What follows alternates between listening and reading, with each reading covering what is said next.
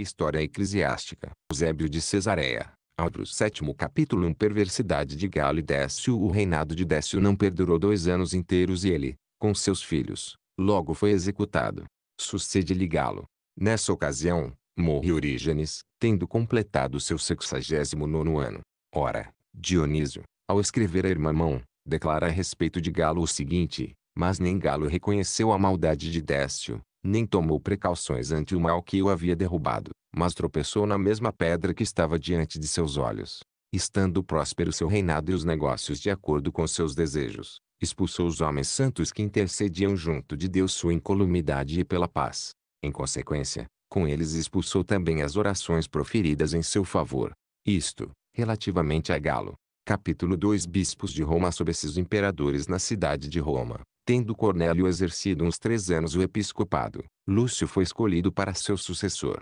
Este praticou o ministério pouco menos de 8 meses, e após sua morte foi o munus transmitido a Estevão. A este último escreveu Dionísio a primeira de suas cartas sobre o batismo. Nesta ocasião estava sendo agitada importante questão: devia-se purificar pelo batismo os que se convertiam de qualquer heresia. Vigorava o costume, efetivamente antigo, de usar apenas para tais casos uma oração acompanhada de imposição das mãos. Capítulo 3. Cipriano, primeiro bispo a emitir a opinião da necessidade do batismo para os convertidos entre os bispos deste tempo. Cipriano, pastor da comunidade de Cartago, mais que todos julgava não ser lícito acolher senão aqueles que previamente fossem purificados de seus erros pelo batismo.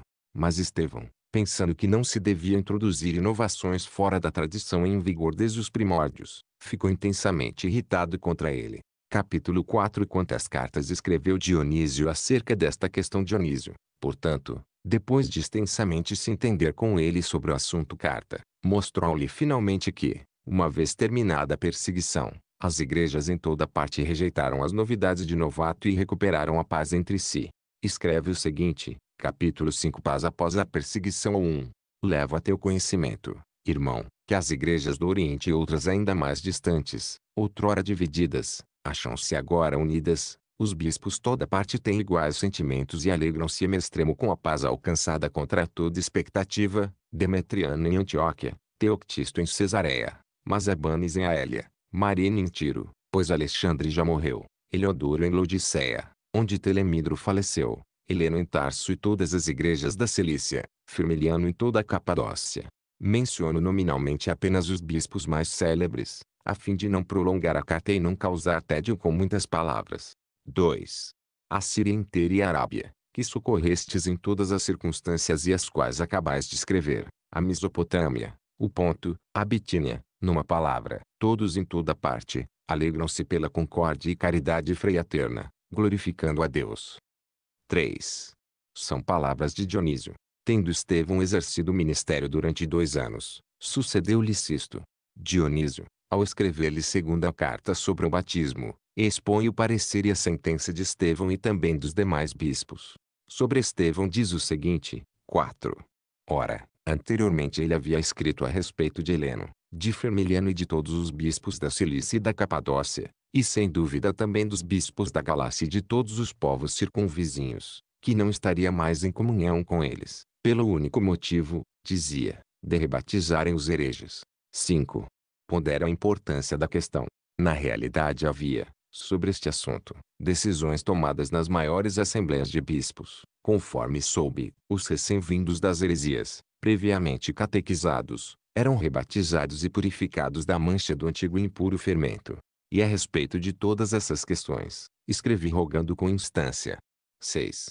Mais adiante, declara, e a nossos queridos co-presbíteros, Dionísio e Filemon, que inicialmente partilhavam a opinião de Estevão e me haviam escrito sobre o assunto, respondi primeiro em poucas palavras e agora acabo de fazê-lo mais amplamente. Tudo isso sobre a questão agora ventilada. Capítulo 6. Heresia de Sabélio. Na mesma carta, a nota sobre hereges sabelianos, influentes nesta assevera o seguinte: recentemente surgiu uma doutrina emptolemaida da Pentápole, doutrina ímpia e sumamente blasfema contra o Deus Todo-Poderoso, Pai de nosso Senhor Jesus Cristo, doutrina assaz incrédula sobre seu Filho único, primogênito de toda a criatura, o Verbo que se fez homem, doutrina completamente insensata contra o Espírito Santo, Das duas partes, vieram-me documentos e os irmãos queriam trocar ideias comigo. Transmiti como foi possível, com o auxílio de Deus, alguns ensinamentos, expondo-os de modo melhor. Envio-te cópias. Capítulo 7 Erro abominável dos hereges 1. Na terceira carta sobre o batismo, escrita a Filémon, sacerdote de Roma, acrescenta o mesmo Dionísio o seguinte: eu, também, tomei conhecimento das obras e das tradições dos hereges. Durante algum tempo, manchei a alma com suas abomináveis cogitações, mas daí retirei a vantagem de refutá-las no meu íntimo e sentir horror tanto maior. 2. Na verdade, um irmão dentre os presbíteros tirou-me do meio deles, apavorado como estava de ver-me revolvendo no lodo daquela malícia e manchar minha alma. Percebi que ele falava a verdade e uma visão 108 da parte de Deus me fortificou. 3. Veio uma voz ordenar expressamente nesses termos: toma nas mãos tudo o que encontrares, pois és capaz de regular e examinar todas as coisas, e isto será para ti inicialmente motivação para a fé. Acolhi a visão, conforme a palavra apostólica endereçada aos mais fortes: sede cambistas prudentes. 4. Em seguida, havendo proferido algumas palavras sobre todas as heresias, a dita, ora, recebi esta regra e norma de nosso bem-aventurado Papa 109 Héracles. Os recém-vindos das heresias e que sem dúvida haviam apostatado da igreja, ou antes, os que não se haviam separado, aparentando unidos a ela, em se havia manchado, filiando-se a mestres heterodoxos, ele os expulsava da igreja e não lhes atendia o postulado antes de haverem declarado publicamente o que tinham ouvido entre os adversários e então, acolhia-os na assembleia, sem exigir novo batismo. Efetivamente dele outrora haviam recebido o que é santo. 5.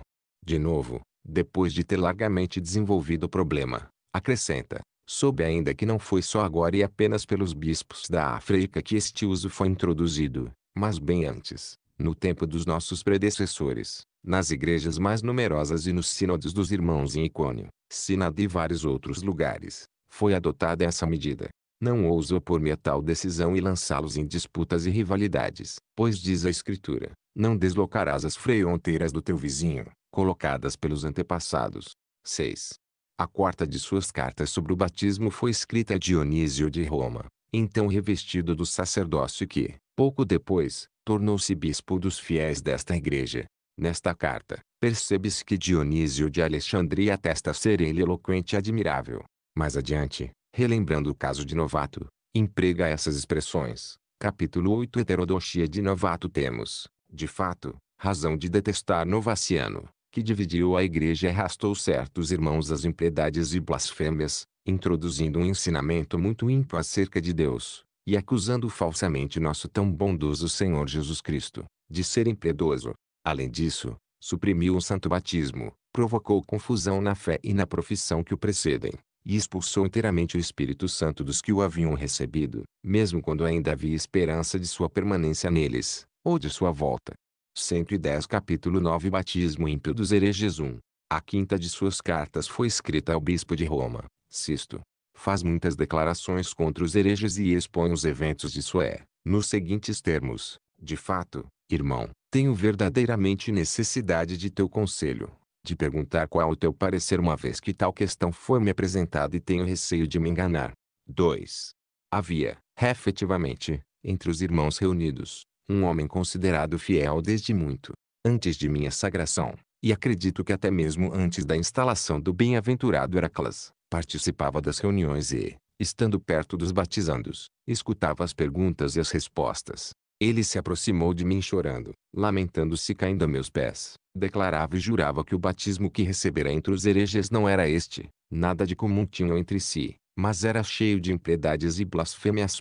3. Afirmava ter agora a alma cheia de compunção, e sentia-se sem coragem de erguer os olhos para Deus, tendo sido iniciado palavras e ritos sacrílegos. Em consequência disso, pedi esta purificação, acolhi de graças genuínas. 4. Mas não ousei agir assim, dizendo-lhe ser suficiente a comunhão que tivera durante tantos anos. Com efeito, tinha ouvido as palavras da Eucaristia, tinha respondido juntamente o Amém, estivera de pé diante da mesa e estender as mãos para receber este santo alimento, havia recebido muito tempo o corpo e o sangue de nosso Senhor e deles participara, eu não teria ousado refazer a iniciação. Ordenei-lhe que tivesse coragem e se adiantasse, com fé firme e esperança segura, a participação das coisas santas. 5. Ele, contudo, não parava de chorar, tremia ao pensamento de se aproximar da mesa santa e, apesar das insistências, mal suportou participar das orações. 6. Além das supramencionadas, existe ainda uma carta do mesmo sobre o batismo, dirigida em seu nome e hino da comunidade ele presidida Sisto e a Igreja de Roma. Ali se estende com forte demonstração sobre a questão disputada. Existe igualmente, além desta, outra Dionísio de Roma, a respeito de Luciano. Sobre o assunto, basta. Capítulo 10 Valeriano e sua perseguição ao 1. Ora, Galo e seus sócios nem 2 anos completos ocuparam o poder e foram mortos. Sucessores no governo foram Valeriano e seu filho Galiano. 2.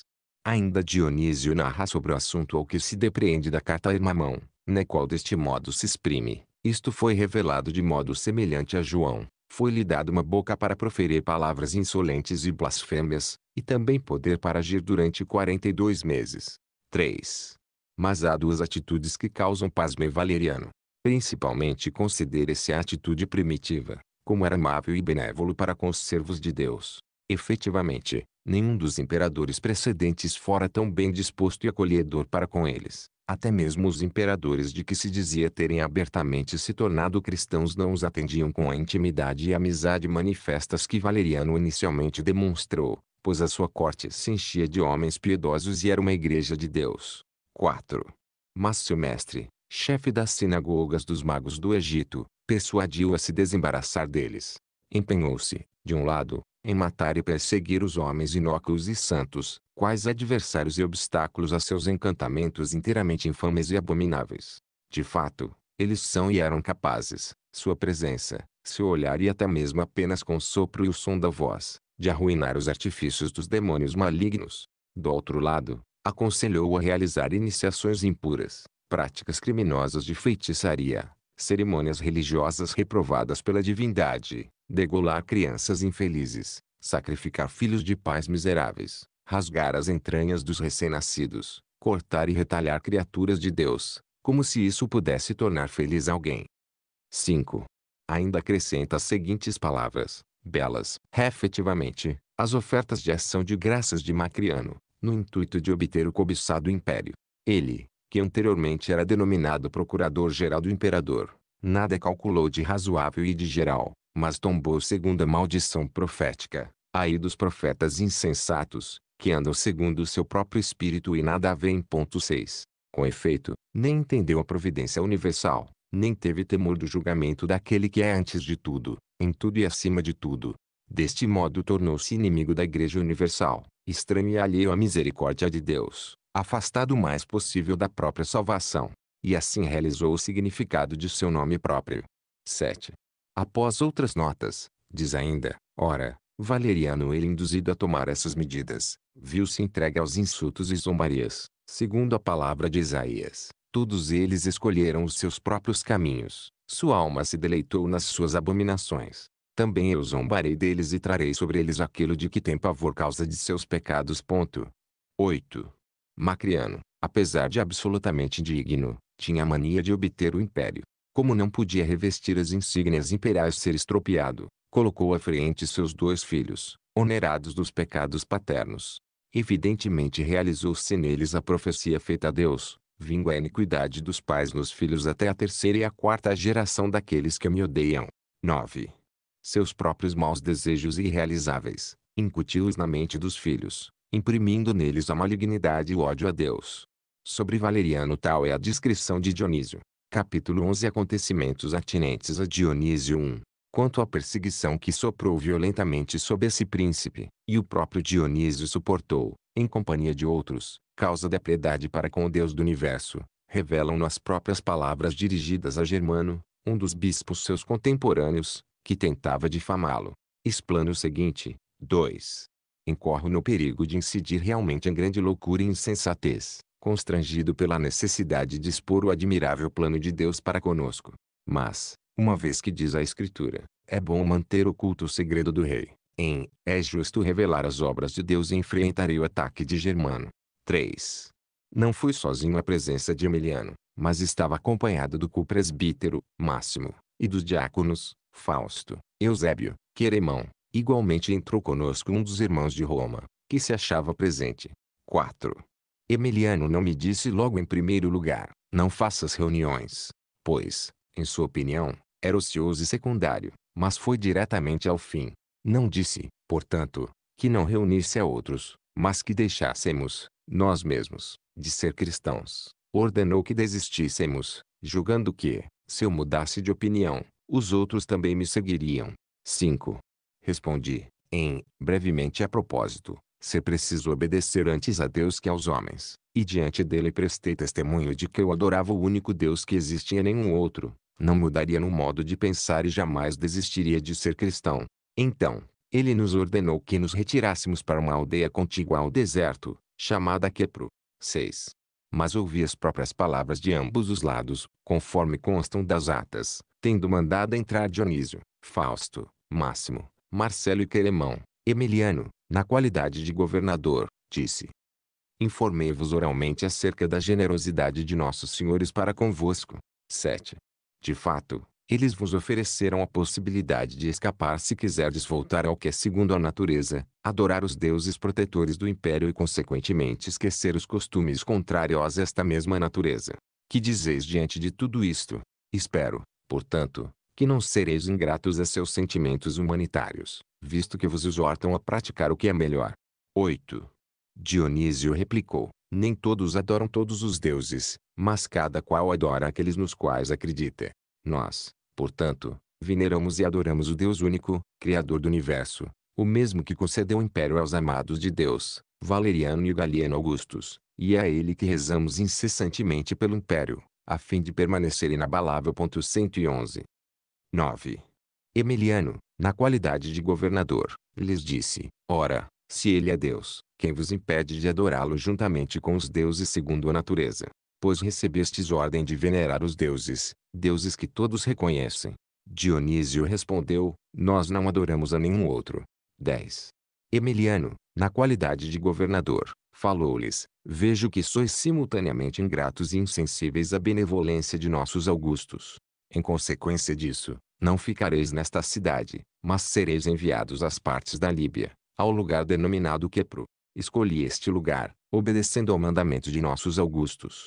Jamais vos será lícito, nem a vós, nem a outros fazer reuniões ou entrar nos locais chamados cemitérios. 112:11. Se, de outro lado, algum de vós aparecer fora do lugar que determinei ou for descoberto em reunião, si mesmo expõe-se ao perigo. Prestai, portanto, a devida atenção. Retirai-vos, pois, para o lugar aonde fostes mandados. Embora eu estivesse doente, ele obrigou-me a partir, sem conceder nem o prazo de um dia. Ora, que tempo teria eu de convocar ou não uma assembleia? Em seguida, após algumas observações, acrescentou: 12. No entanto, com o auxílio do Senhor, nem mesmo nos vimos privados da Assembleia do Senhor, pois, de um lado, convoquei os que estavam na cidade, com grande zelo, como se estivesse no meio deles, ausente de corpo, mas presente em espírito, segundo a Escritura. Do outro lado, em Quepro, uniu-se a nós aviltado o grupo de irmãos da cidade, que nos acompanharam, e outros vindos do Egito. 13. Ali também Deus abriu uma porta à palavra divina. Primeiro, fomos perseguidos e atacados a pedradas. Mais tarde, contudo, grande número de pagãos abandonou os ídolos e voltou-se para Deus. Foi a primeira vez que, nosso intermédio, ela foi semeada entre eles, pois anteriormente não haviam recebido a palavra. 14. E como se apenas para isso Deus nos conduzira a meio deles, terminado esse ministério, ele de novo nos deslocou. Com efeito, parece que Emiliano quis transferir-nos para lugares mais agrestes e mais líbicos e fazer com que de todas as partes nos congregássemos em Mareutes, 113, destinando a cada qual uma aldeia da região.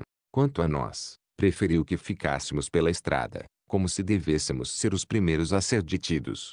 Evidentemente, tudo havia disposto e preparado a fim de que, se quisesse nos prender, estivéssemos ao alcance da mão.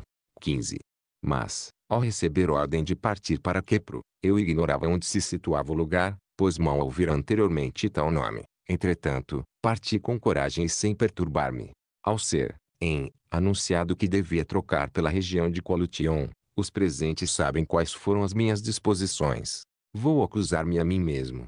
16. Inicialmente, Fiquei abatido e muito irritado, pois se tais lugares nos eram mais conhecidos e familiares, dizia-se estar a região desprovida de irmãos e homens honestos, e que, além disso, achava-as expostas às aflições causadas pelos viajantes e incursões de bandidos. 17. Encontrei, contudo, certo alívio ao me relembrarem os irmãos que constituía o local mais próximo da cidade. Enquanto Kepler nos havia facilitado encontros numerosos com os irmãos do Egito, de sorte que podíamos ter assembleias mais vastas, ali, mais perto da cidade, veríamos mais frequentemente os que nos eram realmente caros, parentes e amigos. Eles, de fato, vinham e demoravam-se conosco. E como nos arrabaldes mais distantes, seriam realizáveis ali assembleias parciais. Foi o que aconteceu. 18. Após alguns assuntos, escreveu ainda o seguinte, acerca dos acontecimentos que lhe advieram. Germano se gaba de numerosas confissões de fé e tem muito o que contar de suas adversidades, tanto quanto pode enumerar a nosso respeito: condenações, confiscos, proscrições, expoliação de bens, perda das dignidades, desprezo da glória mundana, desdém de elogios da parte dos governadores, dos senadores, e paciência diante de ameaças dos adversários, de gritos hostis, perigos, perseguições, vida errante, penúria, aflições múltiplas, como me sucedeu sob Décio e Sabino e até o presente, sob Emiliano. 19. Onde apareceu Germano, que se conta a respeito dele, mas renunciou à grande insensatez em que incidi causa de Germano, omito, portanto, uma narração minuciosa do que me aconteceu para irmãos cientes dos fatos. 20. O mesmo Dionísio, na carta do Mécio a Dídimo, ainda menciona os eventos durante a perseguição, nos seguintes termos: seria ocioso levantar o catálogo dos nomes dos nossos, numerosos, de vós desconhecidos, cientificai-vos, contudo, de que homens e mulheres, jovens e velhos, moças e velhas, soldados e civis, de todas as camadas sociais e idades, uns pelos flagelos e o fogo, outros pela espada, vitoriosos nos combates, alcançaram as coroas. 21. O longo prazo, contudo, não foi suficiente para demonstrar que alguns são aceitáveis ao Senhor, e até hoje, provavelmente, nem para mim. Devo estar reservado para melhor oportunidade, somente conhecida de quem asseverou: no tempo favorável, eu te ouvi, e no dia da salvação vim em teu auxílio. 22. Uma vez que desejais notícias a nosso respeito e de nossa maneira de viver, certamente ouvistes contar como fomos aprisionados um centurião e magistrados oficiais, com seus soldados e guardas subalternos. Eu, Caio, Fausto, Pedro e Paulo, sobrevieram, alguns de Mareotes, e nos arrebataram a contragosto, e como não os seguíamos, arrastaram-nos à força. 23. Agora, somente eu, Caio e Pedro, isolados dos outros irmãos, estamos encerrados num lugar deserto e ermo da Líbia, e distamos 3 dias de marcha de Paretônio. 24.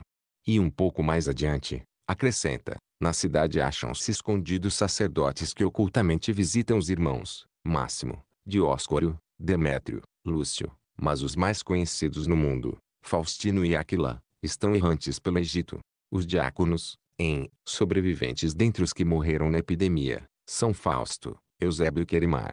Quanto a Eusébio, trata-se daquele que, desde o começo, Deus fortaleceu e preparou para servir corajosamente os confessores no cárcere, e cuidar, incorrendo em perigo, da mortalha dos corpos dos perfeitos e bem-aventurados mártires. 25. Efetivamente, conforme acima disse, o governador até agora não cessa de mandar matar cruelmente os que são levados perante ele, ou de dilacerar torturas, ou de esgotá-los nas prisões e cadeias, e ordena que ninguém os visite, velando cuidadosamente para que ninguém apareça. Entretanto Deus, através do zelo e da perseverança dos irmãos, envia alívio aos aflitos. 26. Até aqui, Dionísio.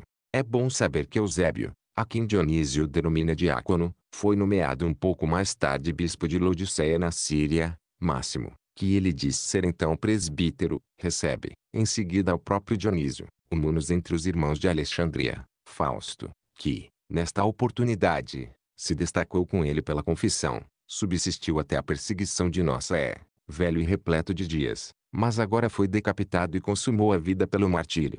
Eis o que sucedeu a Dionísio naquele tempo. Capítulo 12. Mártires de Cesareia. Na mencionada perseguição de Valeriano, 3 homens se destacaram em Cesareia da Palestina pela confissão de Cristo e foram ornados com divino martírio, tendo se tornado sustento das feras. Deles, o primeiro se chamava Prisco, o segundo Malco, e o terceiro tinha o nome de Alexandre.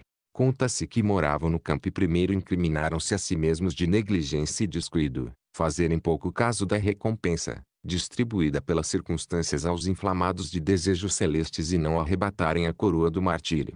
Após tal deliberação, apressaram-se em direção a Cesareia, juntos compareceram diante do juiz, e chegaram ao termo de que acabamos de falar. Narra-se ainda que além destes, no decurso da mesma perseguição e na mesma cidade, uma mulher sustentou o mesmo combate. A história acrescenta que ela pertencia à heresia de Marcião. Capítulo 13. Paz sob Galiano. Mas pouco depois, tendo alguns bárbaros reduzido Valeriano à escravidão, seu filho que doravante reinou sozinho, dispôs do poder com mais sabedoria, e logo afrouxou meio de editos a perseguição contra nós, ordenando rescrito aos que ministram a palavra que cumprissem suas funções costumeiras em inteira liberdade. O rescrito acha-se assim redigido: o imperador César Públio Licínio Galiano, Pio, Fortunato, Augusto a Dionísio, Pinas e Demétrio e os demais bispos.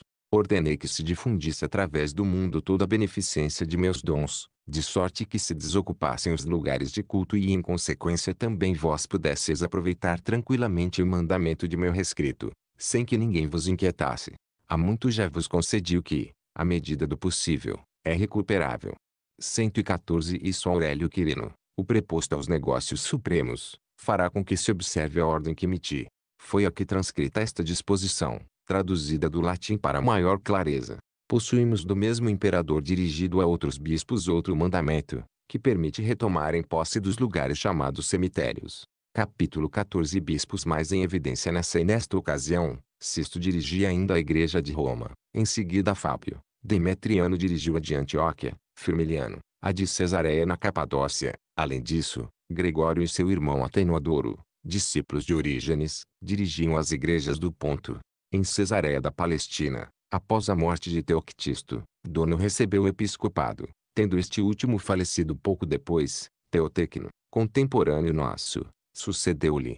Pertencia também à escola de Orígenes. Mas em Jerusalém, depois da morte de Mazabanes, Himeneu foi seu sucessor na sede durante numerosos anos de nossa e muito se ilustrou. Capítulo 15. O testemunho de Marino em Cesareia 1. Na era destes bispos, quando toda parte reinava paz nas igrejas, em Cesareia da Palestina, Marino, ilustre altas funções no exército e distinto raça e fortuna, teve a cabeça cortada em testemunho a Cristo, devido ao seguinte motivo. 2. Entre os romanos, a vara de videira é insígnia de dignidade, e disse que aqueles que a obtêm tornam-se centuriões. Havia uma vaga, e a ordem das promoções designava Marino para este grau, e já ia receber a insígnia desta dignidade, quando o outro, avançando para o estrado, declarou que não lhe era lícito ter parte numa dignidade romana, segundo as antigas leis, ser cristão e não sacrificar aos imperadores, mas que a promoção devia reverter para ele próprio. 3. O juiz ficou abalado com a questão.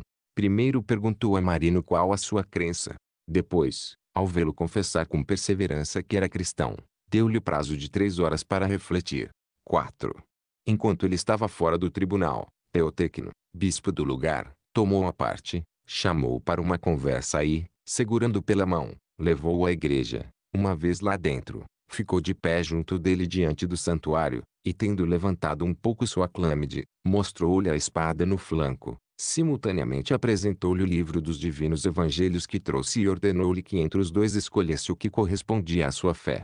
Sem delongas, Marino estendeu à direita e recebeu a Sagrada Escritura. Disse-lhe então Teotecno: apega-te agora, apega-te a Deus, e fortificado ele, obtém o que escolheste. Vá em paz. 5. Imediatamente saiu dali. O arauto gritava, chamando-o ao tribunal, pois já terminara o prazo. Apresentando-se diante do juiz e tendo demonstrado mais que nunca o ardor de sua fé, logo, tal como estava, foi conduzido à morte e executado. Capítulo 16. Narrativa concernente a Astírio. Ali igualmente, Astírio tornou-se célebre sua religiosa ousadia. Ele pertencia ao número dos senadores romanos, era amigo dos imperadores, e conhecido de todos sua nobreza e riqueza. Estava perto do mártir ao ser consumado o martírio. Colocou-o nos ombros, depôs o cadáver numa mortalha brilhante e preciosa e carregou-o. Depois sepultou-o de modo magnífico e deu-lhe um túmulo conveniente. Dentre os seus conhecidos, os que vivem até hoje contam a respeito dele mil outros fatos, entre os quais o seguinte prodígio. Capítulo 17. A oração de Astírio confunde o demônio em Cesareia de Filipe, que os fenícios denominam Panés, nas fontes que ali se vêem, ao pé da montanha chamada Paneion, e onde o Jordão tem as nascentes. Em determinado dia de festa julgava-se uma vítima imolada e esta, pelo poder do demônio, tornava-se miraculosamente invisível. Este fato era considerado uma maravilha àqueles que o presenciavam. Um dia, Astírio estava presente a esse ato, e vendo a turba impressionada com o feito, teve de seu engano, e logo ergueu os olhos para o céu e Cristo, suplicou ao Deus onipotente que confundisse o demônio, sedutor do povo e fizesse cessar a ilusão desses homens. Disse que, enquanto fazia a oração, a vítima logo sobrenadou acima das águas e assim cessou para eles o espanto e nenhum prodígio se produziu mais neste lugar. Capítulo 18. Sinais remanescentes em Panés da atividade do Salvador 1. Uma vez que evoquei a lembrança desta cidade, não considero justo omitir uma narrativa digna de memória até para os pósteros. Com efeito, disse ter sido oriunda deste lugar a hemorroíça que, conforme narram os santos evangelhos, encontrou junto do Senhor a cura de seus males. Mostra-se na cidade sua casa, e subsistem admiráveis monumentos da beneficência do Salvador para com ela. 2. Com efeito, sobre um rochedo elevado, diante das portas da casa, ergue-se uma estátua feminina de bronze. Ela tem os joelhos dobrados, as mãos estendidas para a frente, em atitude suplicante. Diante dela há outra estátua da mesma matéria, representando um homem de pé, revestido de duplo manto, que lhe estende a mão, a seus pés. Sobre a coluna, parece brotar uma planta estranha que se eleva até as franjas do manto de bronze. É o antídoto de doenças de toda espécie. 3. Assegurava-se que a estátua é a imagem de Jesus. Ela subsiste ainda até hoje, de sorte que nós a vimos ao visitarmos a cidade. 4. Não é de admirar que outrora pagãos beneficiados nosso Salvador, a tenham erguido, quando sabemos terem sido preservados ícones pintados em cores dos apóstolos Pedro e Paulo e do próprio Cristo. É natural, pois os antigos, segundo um uso pagão entre eles observado, tinham o costume de honrá-los desta maneira sem preconceitos, quais salvadores. 115. Capítulo 19. O trono de Tiago. Igualmente o trono de Tiago, o primeiro a receber do Salvador e dos apóstolos o episcopado da Igreja de Jerusalém e frequentemente nas Escrituras é designado como irmão de Cristo, foi conservado até hoje e os irmãos da região sucessivamente o cercaram de cuidados. Deste modo realmente demonstram a todos a veneração que os homens de outrora e os atuais dedicavam e ainda dedicam aos homens santos, porque amados de Deus. Eis o referente a esta questão.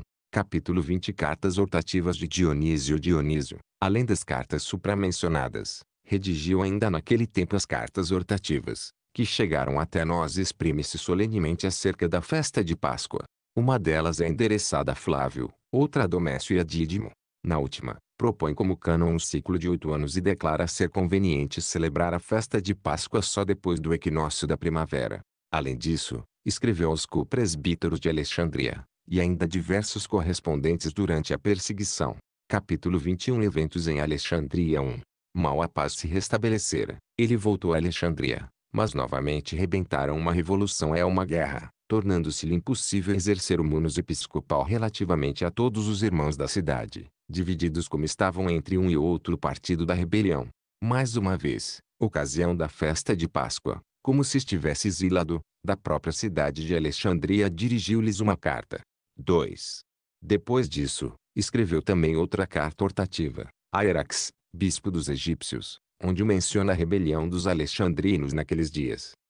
No meu caso, que há de espantoso ser difícil entreter-me mesmo cartas com os que moram longe, se me é impossível até discutir comigo mesmo e deliberar em minha própria mente acerca do que me toca. 3. De fato, sou forçado a escrever cartas aos que me são visceralmente unidos, meus irmãos que habitam a mesma casa, são comigo uma só alma, e membros da mesma igreja, e é quase impossível remetê-las aos destinatários. Talvez fosse mais fácil tentar atingir não somente nossos limites, mas até viajar do Oriente ao Ocidente do que de Alexandria ir a Alexandria. 4. Efetivamente o vasto e ínviol deserto que Israel percorreu durante 2 gerações é menos ilimitado e intransponível que a rua mais central da cidade. Os portos calmos e tranquilos da cidade tornaram-se margem do mar que para os israelitas se abriu e ergueu qual muralha, e tornou-se transitável aos carros e cavalos, enquanto na vereda os egípcios submergiam.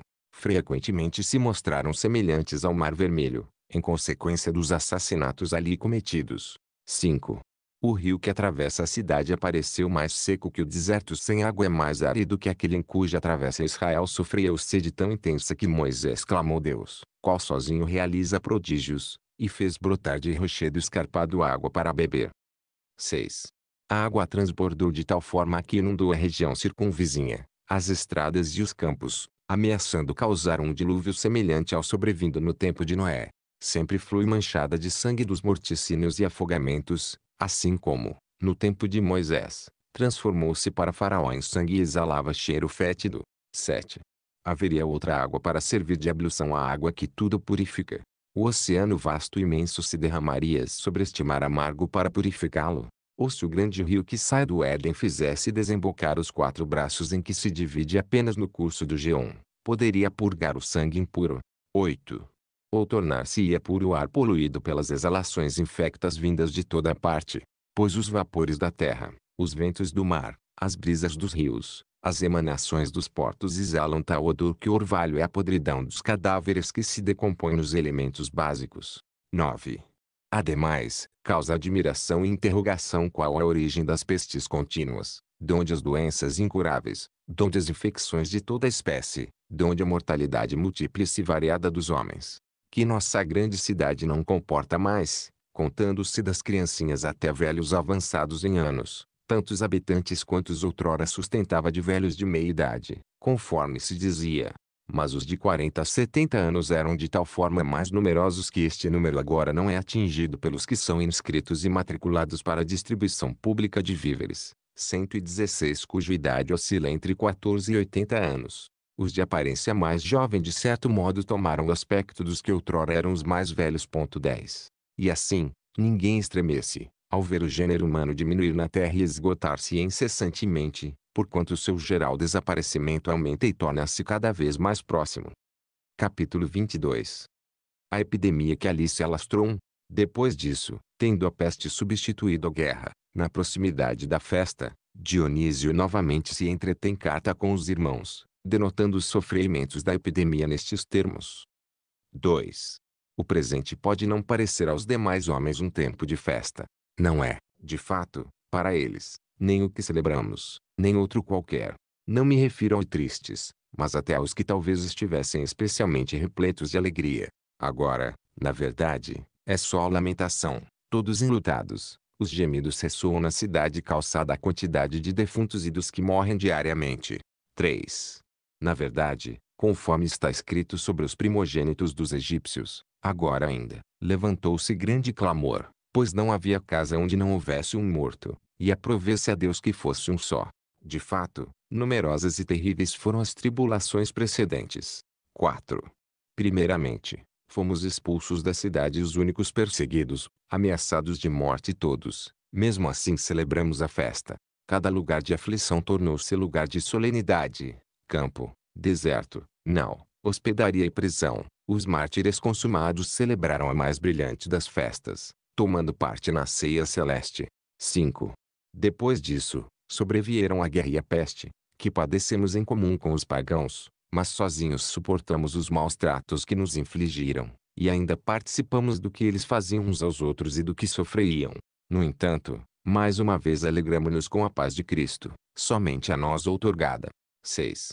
Após termos obtido, eles e nós, uma pausa muito curta para respirar, a epidemia atual abateu-se sobre nós. Constituiu para eles aflição mais temível que outra qualquer e mais cruel que qualquer tribulação. Segundo um de seus escritores, foi um evento único, além de toda a expectativa. Para nós, contudo, não foi assim, mas constituiu exercício e prova, em nada menor que as demais, de forma alguma nos poupou, de fato, embora tenha atingido muitos pagãos. 7. Em seguida, anexa a essas palavras, nossos irmãos, em sua maioria, num excesso de caridade e amor fraterno, não se poupavam, Uniam-se uns aos outros, visitavam sem precauções os doentes, serviam-nos com diligência, dispensavam-lhes cuidados em Cristo e consideravam desejável partir desta vida com eles. Contaminados pela moléstia dos outros, contraíam a peste e contágio dos seus e aceitavam de bom grado as dores. E muitos, depois de terem cuidado e reconfortado os outros, morriam também eles, assumindo morte semelhante. E praticavam realmente o dito vulgar, sempre talvez de pura corteza, isto é, partiam com a escória dos irmãos. 8. Os melhores de nossos irmãos, portanto, saíam desta vida deste modo.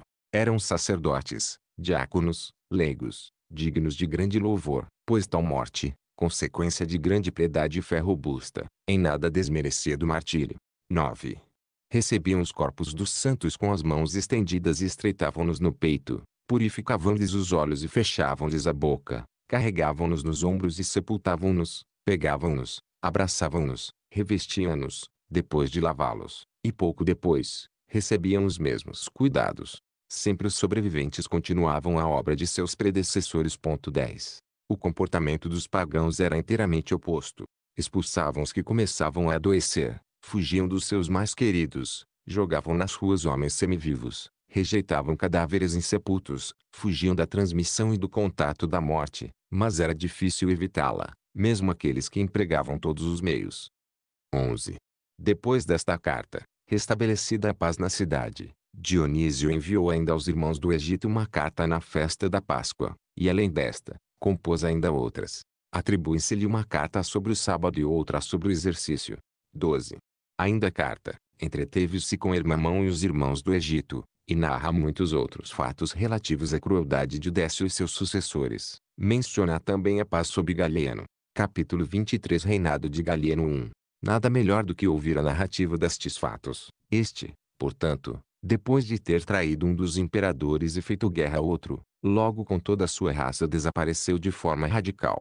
E Galeno foi de novo proclamado e reconhecido todos imperador simultaneamente antigo e novo, tanto antes como depois deles. 2.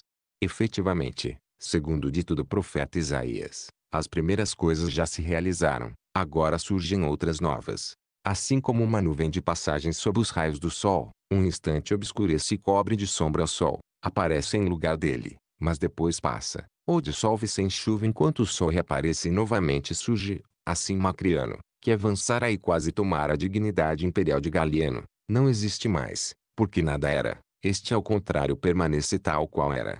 3. De igual modo, o império, assim dizer, despojado de elementos vetustos e purificado da antecedente maldade, agora floresce de forma mais brilhante, visível de lugares mais distantes, mais longe é ouvido e difunde-se toda parte. 4. Em seguida, assinala o tempo em que escreve. Nesses termos, também a mim, veio-me a ideia de examinar o decurso dos dias nos anos dos vários imperadores. Verifico que os mais ímpios, famosos que tenham sido, após pouco tempo tornaram-se inglórios, enquanto o atual, mais santo e mais agradável a Deus, ultrapassou o 7º ano e termina agora o 9º, 117 no momento em que vamos celebrar a festa. Capítulo 24. Nepos e o cisma que criou um. Além destes todos, Dionísio elaborou ainda os 2 livros sobre as promessas, visando a Nepos, bispo dos egípcios. Ele ensinava que as promessas feitas aos santos nas Sagradas Escrituras deviam ser interpretadas de preferência à maneira dos judeus e afirmava que haveria 1000 anos de prazeres corporais sobre a terra. 2. Ora, queria apoiar sua própria opinião no Apocalipse de João e havia composto sobre o assunto uma obra intitulada A Refutação dos Alegoristas. 3. A esta obra opõe-se Dionísio nos livros sobre as promessas. No primeiro livro explana o próprio parecer sobre o problema. No segundo, trata do Apocalipse de João. Desde o início menciona Nepos, escrevendo a respeito dele. 4. Uma vez que apresentam um tratado de Nepos, no qual se apoiam em demasia, como se demonstrasse sem contestação que o reinado de Cristo será na terra, em muitas outras coisas aprovo e aprecio Nepos, pela fé, ardor no trabalho, estudo assíduo das Escrituras, zelo em compor hinos, que até agora regozijam a muitos irmãos. Trato-o com muito respeito, tanto mais porque já morreu. Mas a verdade me é mais amiga e acima de tudo venero a verdade. Convém elogiar Nepos e estar de acordo com ele sem emulação se fala com exatidão. mas faz-se mister examiná-lo e corrigi-lo se talvez não tenha escrito de modo correto. 5. Uma conversa seria suficiente para persuadir em sua presença alguém que oralmente expõe com simplicidade sua opinião, persuadindo-se e convencendo-se o adversário, meio de perguntas e respostas. Mas apresenta-se um escrito, muito persuasivo no parecer de alguns. Além disso, alguns doutos menosprezam a lei e os profetas, dispensam-se de seguir os evangelhos e desdenham as cartas dos apóstolos, e ao invés proclamam constituir a doutrina deste tratado um mistério grande e oculto. Desta sorte, não permitem aos irmãos mais simples terem conceitos nobres e elevados, nem sobre a manifestação gloriosa e verdadeiramente divina de nosso Senhor, nem sobre a ressurreição dentre os mortos e de nossa reunião e semelhança com Ele, mas persuadem-nos a esperar, no reino de Deus, bens pequenos e caducos, tais como os atuais. Urge, conseguinte, discutirmos com nosso irmão Nepos como se estivesse presente. 6.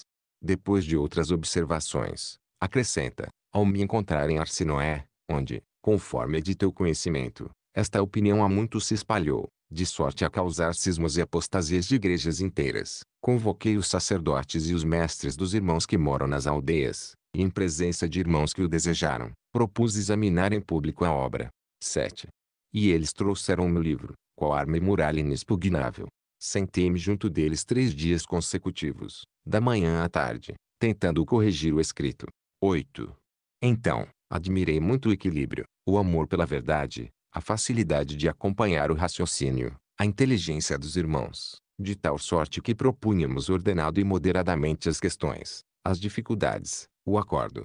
Havíamos resolvido abster-nos de todos os modos e ciosamente de tudo que uma vez fora admitido, se não parecesse justo. Não dissimulávamos as objeções, mas à medida do possível nos empenhávamos em abordar os assuntos propostos e chegar a uma solução segura, sem falsa vergonha. Se razoável, mudar de opinião e estabelecer o acordo entre nós. Mas conscienciosamente e sem hipocrisia, com o coração elevado para Deus, aceitávamos o que fora decidido meio de argumentos e segundo os ensinamentos das Sagradas Escrituras. 9. Finalmente, o chefe difusor desta doutrina, de nome Coraquion, confessou de modo a ser entendido todos os irmãos presentes, atestando já não aderir a tal doutrina, não a explicaria mais, não a relembraria, nem a ensinaria, e estar suficientemente convencido através dos argumentos aduzidos. Dos outros irmãos, alguns se regozijavam causa da conferência, da condescendência e do acordo entre todos. Capítulo 25 Apocalipse de João 1. Depois, um pouco mais adiante, assim se expressa sobre o Apocalipse de João. Alguns dos nossos predecessores rejeitaram e repeliram inteiramente este livro. Criticaram-no capítulo, declarando-o ininteligível, ilógico e falsamente intitulado. 2. Afirmam, de fato, não provir de João, nem ser uma revelação, porque completamente oculta sob o véu espesso do incognoscível. O autor não seria um dos apóstolos, nem mesmo um dos santos ou dos membros da igreja, e sim Cirinto, o fundador da heresia serintiana, nome derivado do seu, o qual procurou dar à sua produção um nome digno de crédito. 3. A doutrina que ele ensina é a seguinte: o reinado de Cristo será terrestre. Consistirá, sonhava ele, pois era amigo do corpo e inteiramente carnal, nos objetos de seus próprios desejos, nas satisfações do ventre e do que lhe é inferior, isto é, em alimentos, bebidas, núpcias, e no que, a seu ver, tornaria tudo isso menos censurável, festas, sacrifícios, imolações de vítimas. 4. No entanto, não ouso rejeitar este livro que muitos irmãos apreciam, mas julgando que suas concepções ultrapassam meu entendimento, suponho ter cada passagem, de certo modo, significado oculto e maravilhoso. De fato, se não compreendo, ao menos suspeito existir sob as palavras um sentido mais profundo. 5. Não meço, nem apreço segundo meus próprios raciocínios, mas, atribuindo prioridade à fé, penso tratar-se de realidades elevadas demais para serem apreendidas e não rejeito o que não compreendo, mas admiro tanto mais quanto não contemplei. 6. Neste ponto, Dionísio examina o livro inteiro do Apocalipse, e depois de ter mostrado ser impossível compreendê-lo no sentido óbvio, prossegue, tendo terminado, assim dizer, toda a profecia, o profeta declara bem-aventurados os que aguardam e também ele próprio, feliz aquele que observa as palavras da profecia deste livro. Eu, João, fui ouvinte e testemunha ocular destas coisas. 7. Conseguinte, que ele se chame João e este escrito se origine de João, não direi o contrário e concedo que se trata de homem santo e inspirado Deus. Mas, não concordo facilmente que seja o apóstolo, filho de Zebedeu, irmão de Tiago, de quem são o evangelho intitulado segundo João e a carta católica. 8. Suponho, efetivamente, pelo estilo de um e dos outros, segundo a apresentação dos discursos, e pelo que se chama o plano do livro, não se tratar do mesmo autor. Pois, o evangelista em parte alguma inscreve seu nome ou anuncia-se a si mesmo, nem no evangelho, nem na carta. 9. Logo, um pouco mais abaixo, a dita, João, em parte alguma, fala de si mesmo, nem na primeira nem na terceira pessoa. Mas, o autor do Apocalipse, desde o início, apresenta-se a si mesmo, revelação de Jesus Cristo. Deus lhe a concedeu para que mostrasse a seus servos as coisas que devem acontecer muito em breve. Ele a manifestou com sinais meio de seu anjo, enviado ao seu servo João, o qual atesta tudo quanto viu. 10. Depois, ainda escreveu uma carta, João, às 7 igrejas que estão na Ásia, a vós graça e paz.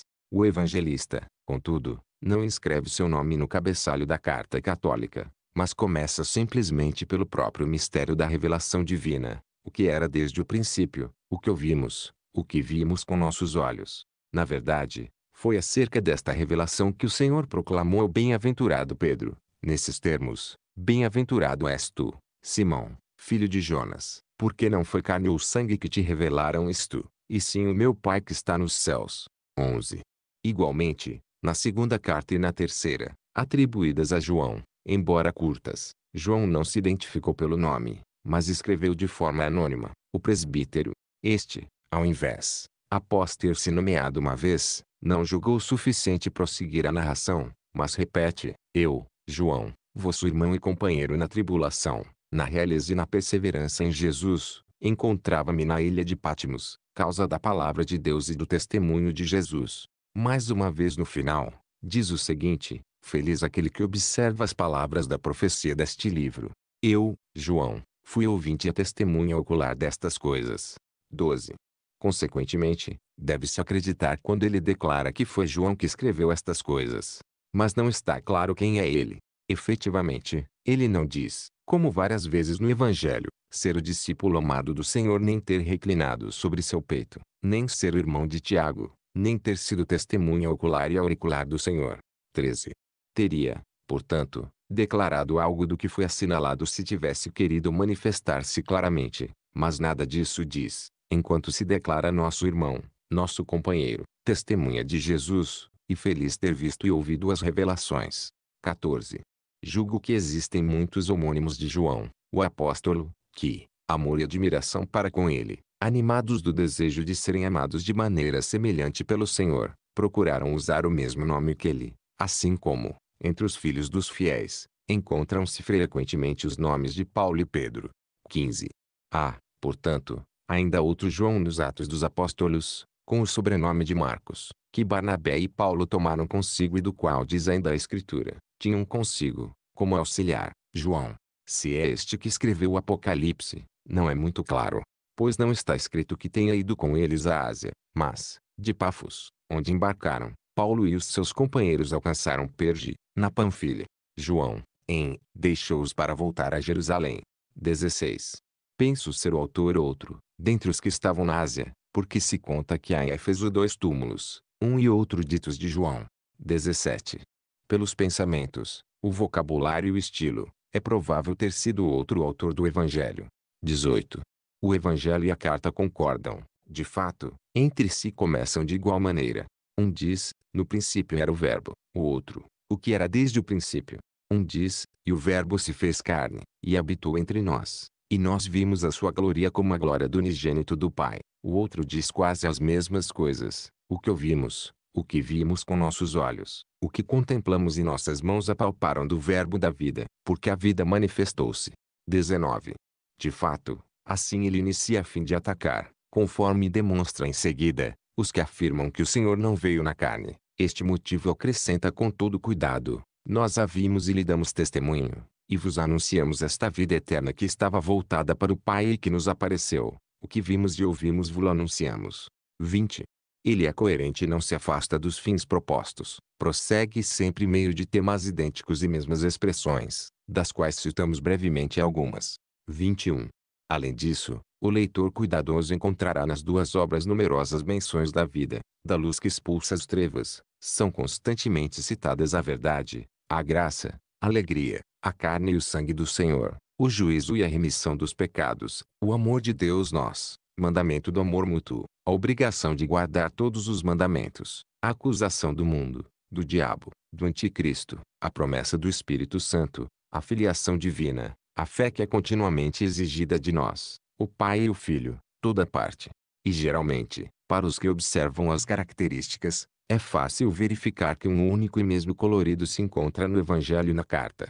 22.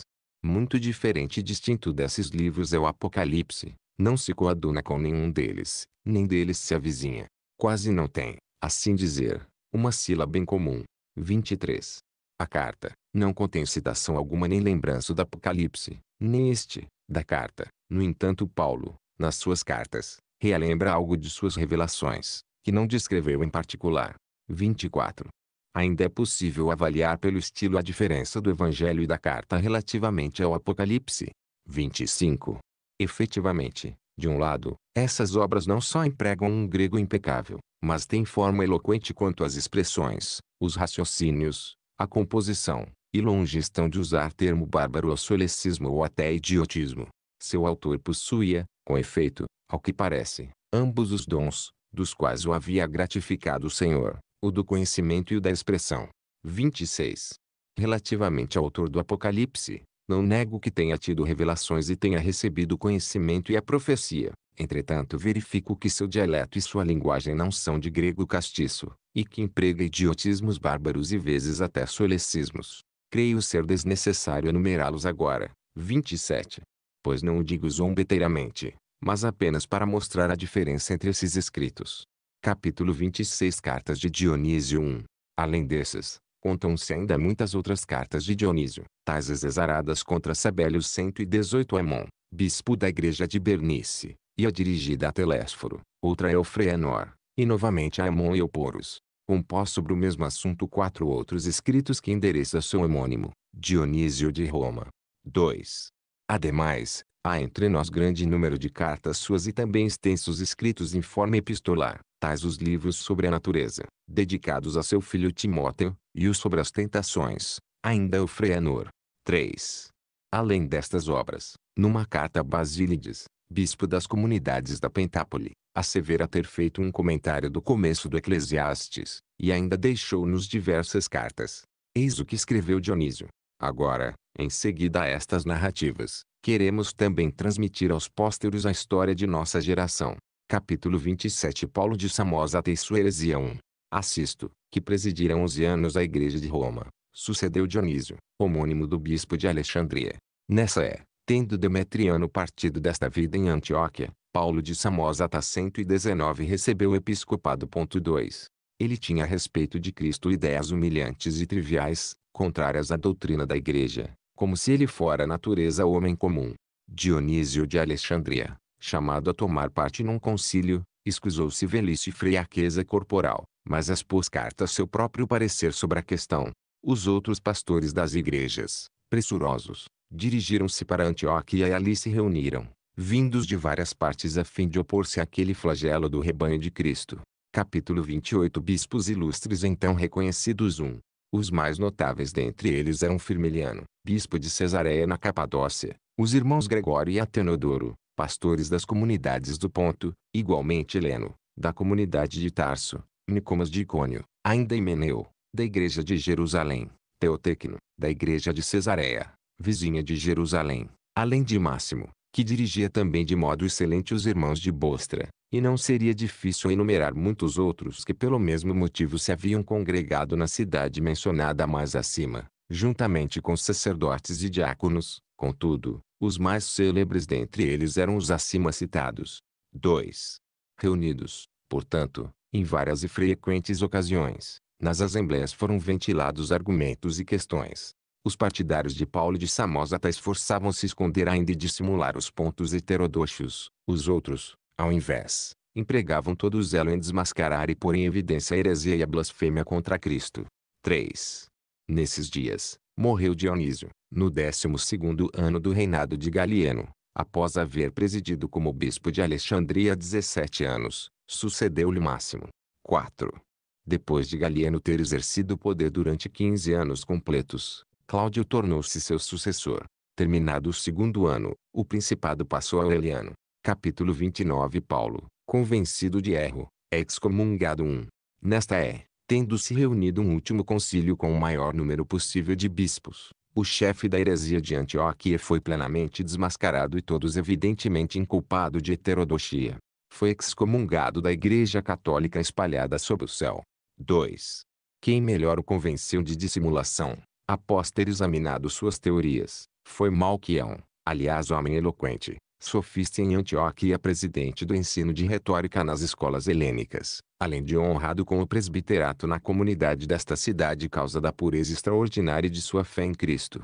Ele abriu uma disputa contra Paulo, enquanto estenógrafos a registravam, e sabemos ter chegado até nós as anotações. Sozinho entre os demais, teve força para desmascarar aquele homem, dissimulado e enganador. Capítulo 30. Carta aos bispos de Roma e de Alexandria. De comum acordo, portanto, os pastores congregados naquele lugar redigiram uma só carta ao bispo de Roma, Dionísio, e a Máximo, bispo de Alexandria, e enviaram-na a todas as províncias. Nela manifestam seus esforços e a heterodoxia perversa de Paulo, as refutações e questões a ele dirigidas, e contam também a vida e a conduta deste homem. Para a memória destes fatos, talvez seja bom citar agora as palavras que eles usaram. 2. A Dionísio, a Máximo e a todos os que, pela terra habitada, exercem conosco o ministério, aos bispos, aos sacerdotes, aos diáconos e a toda a Igreja Católica que há sob os céus, Heleno, Himeneu, Teófilo, Teotecno, Máximo, Proclo, Nicomas, Aeliano, Paulo, Bolano, Protógeno, Hieras, Eutíquio, Teodoro, Malquião, Lúcio e todos os outros, residentes como nós nas cidades e povoados vizinhos, bispos, sacerdotes e diáconos e as igrejas de Deus, como irmãos amados no Senhor, desejam felicidades. 3. Pouco mais adiante, acrescentam o que segue: escrevemos simultaneamente a muitos bispos, apesar de distantes, convidando-os a dar-nos apoio na terapia da doutrina mortal, como fizemos a Dionísio de Alexandria e a Firmiliano da Capadócia, de feliz memória. Destes, endereçou uma carta a Antioquia, mas nem se dignou saudar o chefe do erro, nem lhe escrever em particular, e sim a toda a comunidade. Desta carta anexamos aqui a cópia. 4. Firmiliano, veio até 2 vezes e condenou as novidades ensinadas esse homem, conforme nós, os presentes, sabemos e testemunhamos, e igualmente é do conhecimento de muitos. Mas tendo Paulo prometido mudar de opinião, Firmiliano fiou-se na esperança de que, sem prejuízo para a doutrina, a questão seria devidamente regulada. O problema foi sendo diferido, pois enganou aquele homem que simultaneamente renegava seu Deus e Senhor e não conservava a fé que antes professara. 5. Firmiliano estava disposto a ir para Antioquia e chegou até Tarso, pois conhecia a experiência ímpia e a malícia de Paulo, mas nesse ínterim, enquanto reunidos o chamávamos e aguardávamos sua volta, ele chegou ao fim da vida. 6.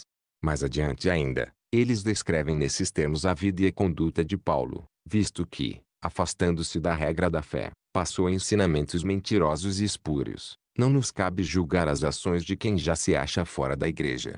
7. Nem mesmo pelo motivo de que antes fora pobre e indigente, não recebera dos pais recurso algum e nada adquirira um ofício ou outro meio qualquer, mas agora alcançou riquezas extraordinárias através de injustiças e roubos sacrílegos, exigências e pedidos feitos aos irmãos, intrigas com os injustiçados e promessa de ajudá-los com salários, enganando-os e aproveitando-se injustamente da facilidade em dar dos que se acham envolvidos em questões a fim de serem libertados de importunação e supondo que a piedade é a fonte de lucro. 8. Nem mesmo ser orgulhoso, ensoberbecer-se, estar investido de dignidades mundanas e preferir a denominação de ducenário ao nome de bispo. 120. Avança ativo pelas praças públicas, lê cartas que responde caminhando em público, cercado de sequazes, que o precedem e acompanham em grande números, de sorte a se tornar a fé objeto de inveja e ódio causa de seu fausto e orgulho de coração. 9. nem mesmo porque, nas assembleias eclesiásticas, organize espetáculos prodigiosos, e a fim de alcançar glória, impressionar as imaginações e excitar as almas dos simples tais procedimentos. Mandou preparar para si um estrado e um trono elevado, o que não convém a um discípulo de Cristo. Possui um assim chamado secretum, tribunal próprio, semelhantes aos dos príncipes deste mundo. Bate com a mão na coxa, sapateia no estrado. Repreende e insulta os que não o elogiam. Não agitam os lenços como nos teatros, não aclamam, não se levantam prontamente com os partidários que o cercam, homens e mulheres, que o escutam desta forma imprópria, e, ao invés, ouvem-no respeitosa e ordenadamente, segundo convém agir na casa de Deus. Quanto aos intérpretes da palavra de Deus que já partiram desta vida, trata-os de modo inconveniente e grosseiro na assembleia, enquanto gaba-se a si mesmo, não à maneira de um bispo, mas como um sofista impostor. 10. Fez cessar o uso dos salmos em honra de nosso Senhor Jesus Cristo, sob pretexto de serem novos e compostos recentemente, em sua honra. Contudo, no meio da igreja, no grande dia de Páscoa, faz com que salmodiem mulheres, cujo canto causa frêmito. Permite que falem só os bispos dos campos e cidades vizinhas e os sacerdotes que o adulam em suas homilias ao povo. 11. Ele não quer confessar conosco que filho de Deus desceu do céu. Estamos antecipando o que vamos escrever mais adiante, não simples declaração, e sim demonstrando de todos os modos pelas atas que vos enviamos, principalmente a passagem onde afirma que Jesus Cristo é oriundo daqui de baixo. Aqueles, que cantam salmos em sua honra, elogiando diante do povo, declaram que seu ímpio mestre é anjo descido do céu, o que ele não impede, mas ao invés, ouve, orgulhoso, essas palavras. 12. Tem mulheres subintroductas, conforme as denominam os antioquianos, ele os sacerdotes e diáconos que vivem em sua companhia. Mas, com eles esconde-se outros pecados incuráveis, embora deles esteja ciente e os condene, a fim de estarem os culpados a seu arbítrio e não ousarem, de medo do que pode lhes suceder, acusá-lo de palavras e atos injustos. Até mesmo falos enriquecerem-se, e isso é amado e admirado pelos que amam tais bens. Que havemos de escrever essas coisas. 13. Sabemos, caríssimos, que o bispo e os sacerdotes devem ser para o povo modelo de toda a boa obra, e não ignoramos quantos caíram terem introduzido mulheres em casa, outros fizeram surgir suspeitas, de sorte que, mesmo se concedermos que nada de desonesto praticaram, seria necessário ao menos acautelar-se das suposições oriundas de tal questão, a fim de não escandalizar alguém e fazer com que outros desistam de imitá-los. 14. Verdadeiramente, como repreenderia ou advertiria a outrem a não mais coabitar com mulher e assim precaver-se de queda, segundo está escrito, ele que já despediu uma, mas tem consigo outras duas, na flor da idade de aparência agradável, que as leva consigo onde quer que vá e isso com excessivo luxo. 15. É este motivo que todos gemem e lamentam-se interiormente, pois de tal forma temem sua tirania e poder que não ousam acusá-lo. 16. Efetivamente, poder-se-ia corrigir, conforme dissemos mais acima, alguém possuído de sentimentos católicos e contado entre os nossos, mas a Paulo, que zomba do mistério e gloria-se da infecta heresia de Artemas, pensamos não convir absolutamente pedir-lhe contas de seus atos. 17. Em seguida, pelo final da carta, eles acrescentam o seguinte: nós, portanto, fomos coagidos, após ter excomungado este adversário de Deus, apesar de sua resistência, de pôr em seu lugar, providência de Deus na Igreja Católica outro bispo, o filho do bem-aventurado Demetriano que antes de Paulo presidiu de modo excelente a mesma comunidade, dono, ornado de todas as qualidades convenientes a um bispo, e estamos vos transmitindo esta notícia a fim de lhe escreverdes e dele receberdes cartas de comunhão. Mas Paulo, que se dirige a Artemas, e os sequazes de Artemas comunguem com ele. 18. Paulo, uma vez tendo sido degradado do episcopado e havendo perdido a fé ortodoxa, dono, como foi dito, recebeu o ministério da igreja de Antioquia. 19. Mas Paulo não queria de forma alguma sair da casa da igreja. O imperador Aureliano, a quem ele recorreu, tomou uma decisão muito boa sobre o procedimento a manter. Ordenou que a casa fosse atribuída àqueles com os quais trocassem cartas os bispos da doutrina cristã na Itália e na cidade de Roma. Foi assim que o supracitado Paulo foi expulso da igreja da maneira mais vergonhosa pelo poder secular. 20. Tal era então Aureliano em relação a nós. Posteriormente, em seu reinado, teve outros sentimentos, E foi incitado determinados conselhos a mover-nos novamente perseguição. Disso muito já se falava entre todos. 21.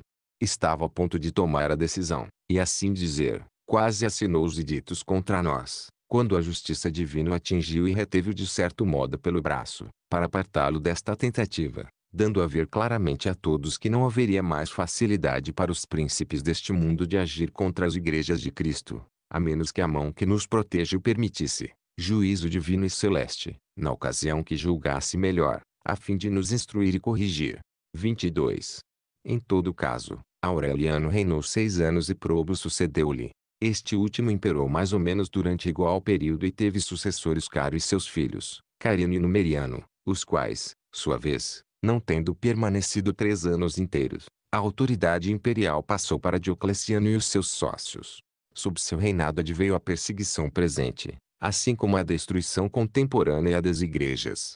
23. Mas, pouco tempo antes desses acontecimentos, havendo Dionísio, bispo de Roma, completado 9 anos de ministério, Félix o substituiu. Capítulo 31. Perversão heterodoxa dos maniqueus. 1. Naquele tempo, o louco que deu seu nome à heresia demoníaca, armava-se também da perversão da razão. 121. O demônio, o próprio Satanás, o inimigo de Deus, incitava-o, para a ruína de grande número. Levava a vida de bárbaro pela língua e os costumes. Natureza, era demoníaco e insensato e seus empreendimentos correspondiam a essas marcas. Esforçava-se a remedar o Cristo, ora, inchado de loucura, pregando ser ele próprio o Paráclito e o Espírito Santo, ora, como o Cristo, escolhendo 12 participantes da nova doutrina. 2. Remendava umas as outras doutrinas mentirosas e ateias, colhidas dentre 1000 heresias, há muito extintas e, do país dos persas espalhavas nossa terra habitada, qual veneno mortífero. Dele provém o nome ímpio de maniqueus, largamente propagado até hoje. Tal foi, portanto, o fundamento desta pseudociência, cuja difusão começou na acima assinalada. Capítulo 32. Varões eclesiásticos ilustres. 1.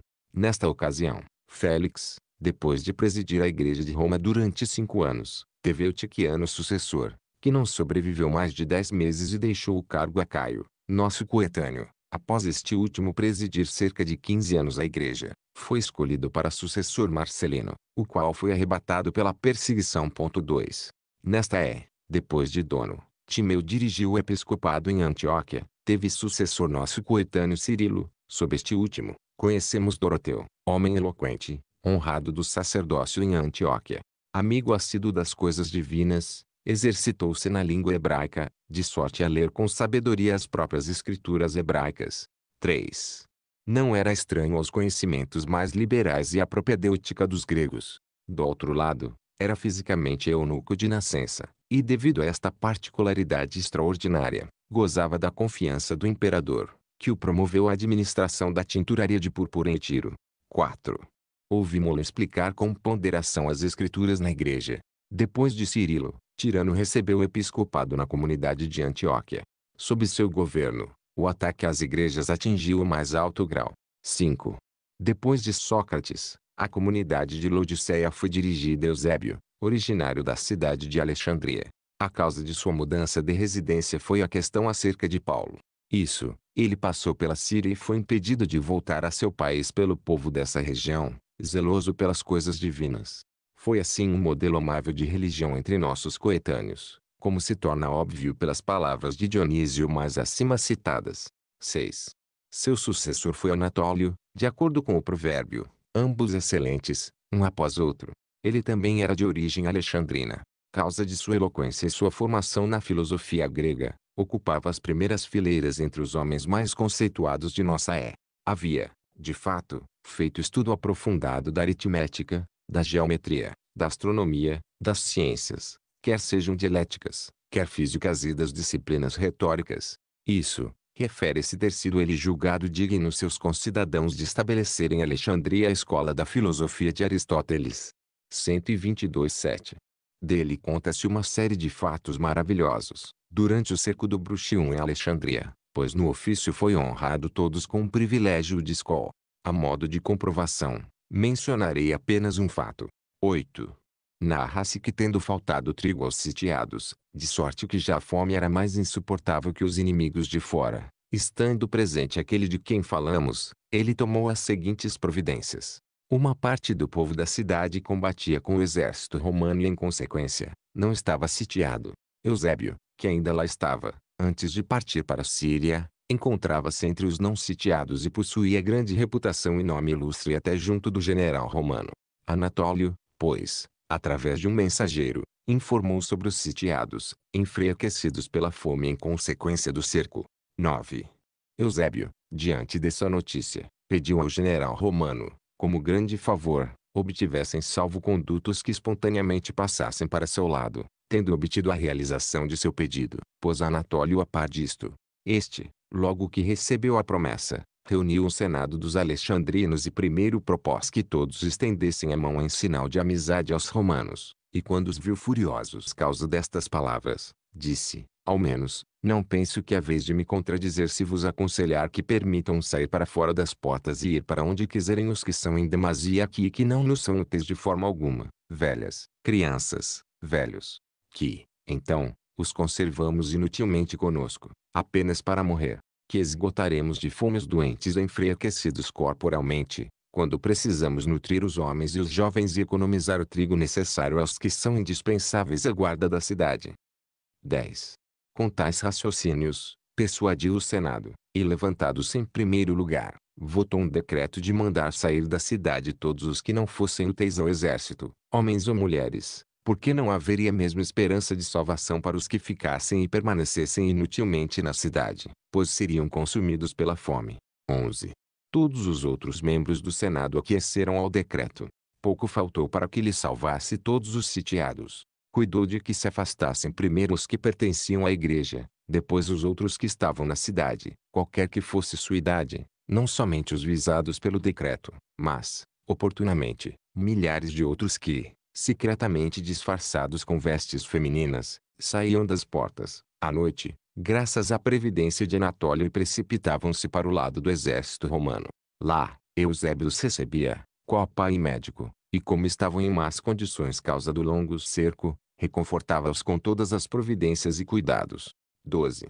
Tais foram os 2 pastores que sucessivamente a igreja de Laodiceia foi julgada digna de possuir, pela providência divina, haviam deixado a cidade de Alexandria após a guerra de que se falou, indo para lá. 13. Não somente grande número de escritos foram elaborados a Anatólio, mas chegaram até nós em número suficiente para que seja possível aprender eles em um tempo a eloquência e a ciência de seu autor. Nessas obras, declara principalmente seu parecer sobre a Páscoa e talvez seja necessário mencioná-lo aqui, extrato dos cânones de Anatólio sobre a Páscoa. 14. Assim no primeiro ano a lua nova do primeiro mês, que é o começo do ciclo inteiro de 19 anos, para os egípcios, o dia 26 de Pamenote, para os macedônios, dia 22 do mês de Distro, e, como diriam os romanos, dia 11 antes das calendas de abril. 15. No dia 26 de Pamenote, que acabamos de mencionar, o Sol se acha não somente dentro do primeiro segmento, mas já avançou ele há 4 dias.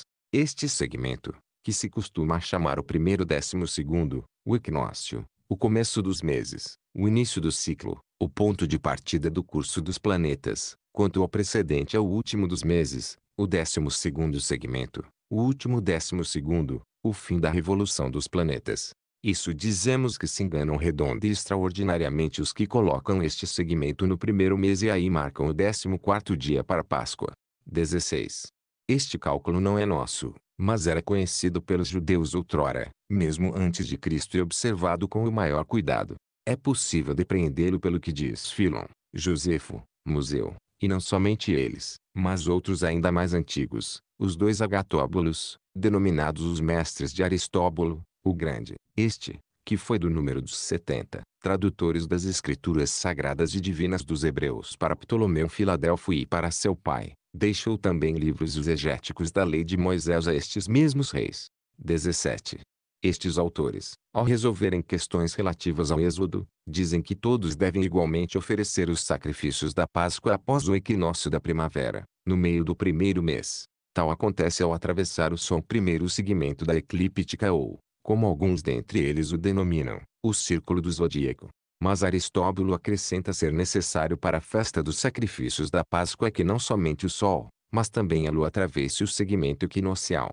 18. Mas, como existem dois segmentos equinociais, o da primavera e o do outono, diametralmente opostos entre si, e o dia dos sacrifícios pascais é 14º do mês à tarde, a lua estará diametralmente oposta ao sol, bem como, aliás, pode-se ver no plenilúnio, estarão o sol no segmento do equinócio da primavera, a lua necessariamente no segmento do equinócio do outono. 19. Conheço muitas outras afirmações deles, umas prováveis, outras resultado de demonstrações decisivas, pelas quais esforçam-se determinar absolutamente que a festa da Páscoa e dos ázimos deve ser celebrada após o equinócio, mas deixo de lado a matéria destas demonstrações, suplicando em favor daqueles para os quais foi levantado o véu colocado sobre a lei de Moisés, que doravante contemplem como em espelho o Cristo de rosto descoberto, assim como sempre os ensinamentos e a paixão de Cristo. Também os ensinamentos dados no livro de Enoque asseguram que o primeiro mês entre os hebreus é nas proximidades do equinócio. 20. Anatólio deixou ainda introduções aritméticas em 10 tratados inteiros, e outras provas de seu estudo e de sua múltipla experiência das coisas sagradas. 21. Foi o primeiro a quem o bispo de Cesareia na Palestina, Teotecno, impôs as mãos para o episcopado, destinando-o para seu sucessor após sua morte em sua própria comunidade. Mas, de fato, durante pequeno espaço de tempo, os dois presidiram esta mesma igreja. Tendo, contudo, o concílio contra Paulo chamado Anatólio Antioquia, ele passou pela cidade de Laodiceia, e lá os irmãos o seguraram, porque Eusébio havia entrado no repouso eterno. 22. Quando Anatólio deixou esta vida, Estevão tornou-se o último bispo da comunidade desta região antes da perseguição. Era admirado muitos devido a seus discursos filosóficos e o restante de sua cultura helênica. 123. Mas não era dotado de igual ânimo no que respeita à fé em Deus, conforme manifestou o progresso da perseguição que demonstrou ser ele dissimulado, tímido, medroso mais que autêntico filósofo. 23. Todavia, nem isso se arruinariam as coisas da igreja, mas foram retificadas pelo próprio Deus, o Salvador de todos, desde que Teódoto foi instituído bispo desta comunidade. Suas próprias obras, ele realizou seu nome e o título de bispo que lhe foi dado. Realizou-o primeiro pela ciência de curar os corpos. Quanto à cura das almas, nenhum outro lhe era comparável em filantropia, sinceridade, compaixão, zelo para servir os que precisavam de socorro. Do outro lado era também muito douto na teologia. 24. Tal era Teódoto. Do outro lado, em Cesareia da Palestina, depois que Teotecno tinha cumprido com o maior zelo seu episcopado, Agapio lhe sucedeu. Dele sabemos que muito se afadigou, e teve na realidade grande solicitude no governo do povo e com mãos generosas cuidou de todos, sobretudo dos pobres. 25. Nesta conhecemos Pânfilo, homem extremamente versado na palavra, genuíno filósofo pela vida, honrado do sacerdócio nesta comunidade. Quais as suas qualidades? Donde partiu? Não seria coisa insignificante falar disto, mas já tratamos em narrativa peculiar de cada particularidade de sua vida, da escola que fundou, dos combates que sustentou durante a perseguição em várias confissões e a coroa do martírio que o cingiu no final de tudo. 26.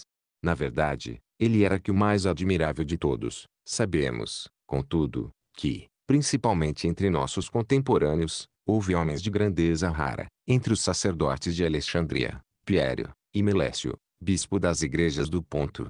27. O primeiro era estimado no mais alto grau sua vida pobre e seus conhecimentos filosóficos, e era extraordinariamente exercitado nas meditações e exegese das coisas divinas, bem como nos comentários que fazia nas assembleias da igreja. Quanto a Melécio, possuía tais qualidades que dele se poderia escrever ser em tudo o ideal de um erudito. Impossível admirar dignamente a força de sua retórica, embora se pudesse dizer que nele era dom natural. Mas quem teria superado o vigor de sua larga experiência e grande ciência? 28. Não era o mais perito e habilitado em todas as ciências lógicas. Quem alcançaria seu grau de experiência? Sua vida virtuosa equivalia ao restante. No tempo da perseguição, nós tivemos ocasião de observá-lo, pois se refugiara na região da Palestina, durante 7 anos inteiros. 29. Depois do bispo Himeneu, citado um pouco mais acima, Sábidas recebeu o ministério na igreja de Jerusalém, tendo este pouco tempo depois entrado no repouso eterno. Hermon, o último antes da perseguição atual, recebeu a sé apostólica que conserva até hoje. 30. e em Alexandria, tendo o máximo exercido o episcopado durante 18 anos após a morte de Dionísio, sucedeu-lhe Teonas. Em seu tempo, Aquilas, ornado do sacerdócio simultaneamente com Piério, era célebre em Alexandria. Tendo recebido a direção da escola catequética da fé sagrada, realizou uma obra filosófica extraordinária, em nada inferior a qualquer outra, e portou-se com uma conduta digna da disciplina evangélica. 31. Depois de Teonas, que exerceu o ministério durante 19 anos, Pedro recebeu o episcopado em Alexandria. Ele também se distinguiu de maneira especial durante 12 anos inteiros. Antes da perseguição, havia dirigido a igreja há menos de 3 anos. No resto da vida, comportou-se com uma ascese excessiva e abertamente ocupou-se do bem comum das igrejas. Isso, no 9º ano da perseguição, foi degolado e ornado com a coroa do martírio. 32. Nos livros precedentes, descrevemos as séries sucessivas dos bispos, desde o nascimento de nosso Salvador até a destruição dos oratórios, abrangendo a duração de 305 anos. Agora, deixemos ainda escrito quais e quão numerosas foram as lutas contemporâneas dos que virilmente combateram em prol da religião, para conhecimento da posteridade.